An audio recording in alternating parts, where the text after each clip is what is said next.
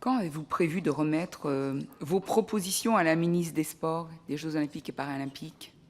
On s'est donné pour objectif de remettre nos propositions début décembre, dans les premières quinzaine de décembre, en sachant que notre souhait au niveau du comité, et là je peux parler au niveau du comité, c'est vraiment que ces propositions, et j'espère les vôtres également, soient mis en débat.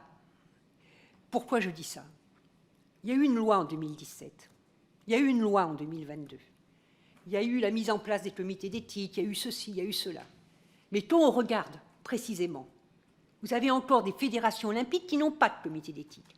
Vous avez encore des comités d'éthique qui sont saisis uniquement par le président de la fédération.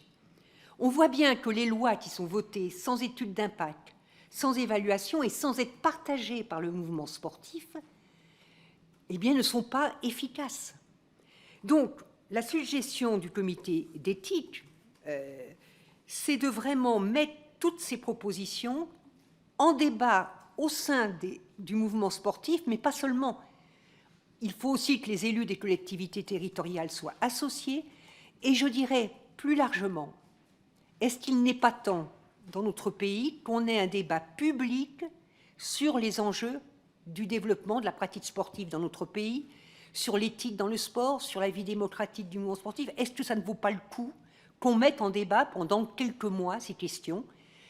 Et moi, mon souhait personnel, c'est que ça aboutisse à une loi cadre, c'est-à-dire qu'on se dise, ça fait des années et des années qu'on n'a pas revisité l'ensemble des enjeux du sport, il est temps de s'y pencher. Mais faisons-le après un réel débat, un débat structuré. Il ne s'agit pas de faire semblant de débattre en mettant les propositions, mais un débat structuré, organisé, permettant de faire remonter. Si le mouvement sportif se saisit de ces propositions, peut-être,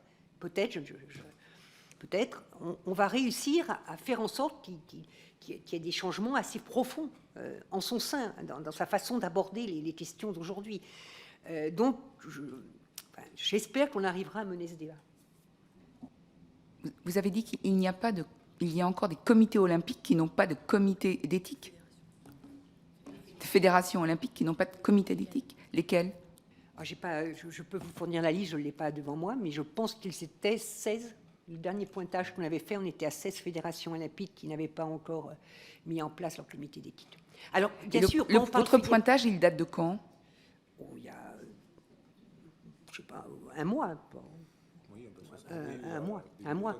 Mais il faut bien penser que dans les fédérations olympiques, il y a des grandes fédérations, puis il y a des fédérations qui ont des moyens très réduits. Et quand je dis des moyens, ce n'est pas simplement des moyens financiers, c'est aussi un problème parfois de compétences pour mettre en place ces instruments de combat pour l'éthique.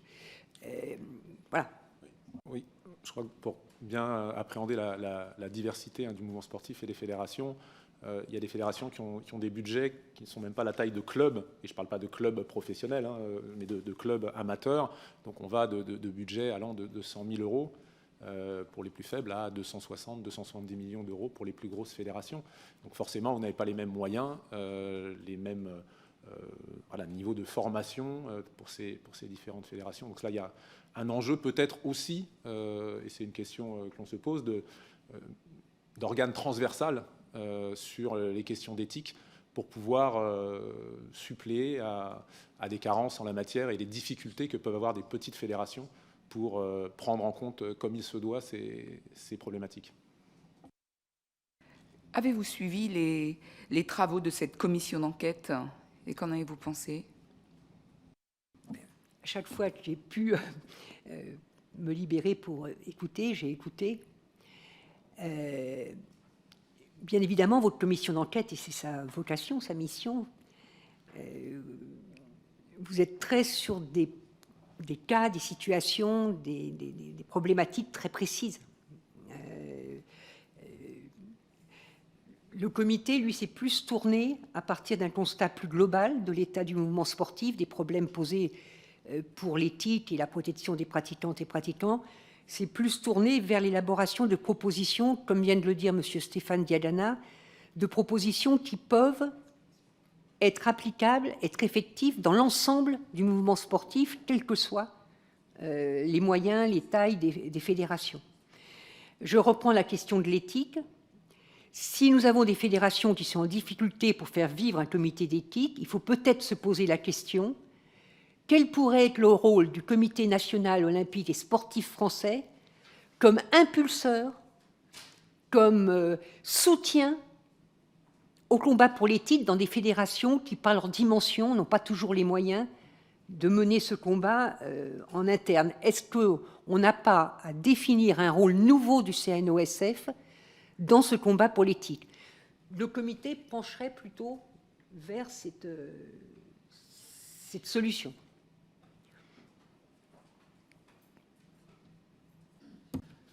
Merci, merci beaucoup. Moi, je vais revenir un peu sur les comités d'éthique, puisque je pense que c'est vraiment justement un outil qui est indispensable aujourd'hui au sein de ces fédérations. On sera preneur de la liste, effectivement, de ceux qui n'ont toujours pas de comité d'éthique. Je le dis parce qu'on a eu l'occasion d'entendre et la direction des sports et la ministre qui nous indiquaient qu'il n'y avait plus que 2 fédérations qui n'avaient pas de comité d'éthique. Donc, si vous nous dites qu'il y en a 16, bah, ça nous intéresse forcément de savoir quelles sont ces fédérations qui ne les ont pas. Et par ailleurs, de très nombreux acteurs que nous avons entendus, y compris d'ailleurs les fédérations, ont appelé à la création d'une autorité indépendante sur les sujets qui intéressent cette commission d'enquête. La ministre a semblé avoir déjà tranché cette question sur laquelle vous vous êtes peut-être également interrogé, puisque je cite « Faisons en sorte que chacun prenne ses responsabilités avant d'imaginer la création de machins qui auraient pour effet de retarder un certain nombre d'actions et de reporter, de diluer les responsabilités. Je pense que nous avons aujourd'hui tout ce qu'il faut pour que le sursaut nécessaire puisse se produire dans la vie fédérale. Le comité que vous présidez est-il parvenu à la même conclusion ? D'abord, sur les comités d'éthique, nous réfléchissons à proposer à les élargir à l'ensemble des fédérations agréées, à faire en sorte, comme je le disais à l'instant, que le comité de déontologie du CNOSF puisse devenir un comité d'éthique qui joue un rôle suprafédéral, c'est-à-dire qui puisse intervenir en cas de déficience du comité d'éthique de telle ou telle fédération, et qu'il puisse aussi être source de moyens, de compétences pour seconder les comités d'éthique. Nous pensons aussi qu'il faut doter l'ensemble des comités d'éthique d'un pouvoir d'autosaisine, que la saisine ne dépende pas de la direction de la fédération et que tous les comités d'éthique puissent s'autosaisir.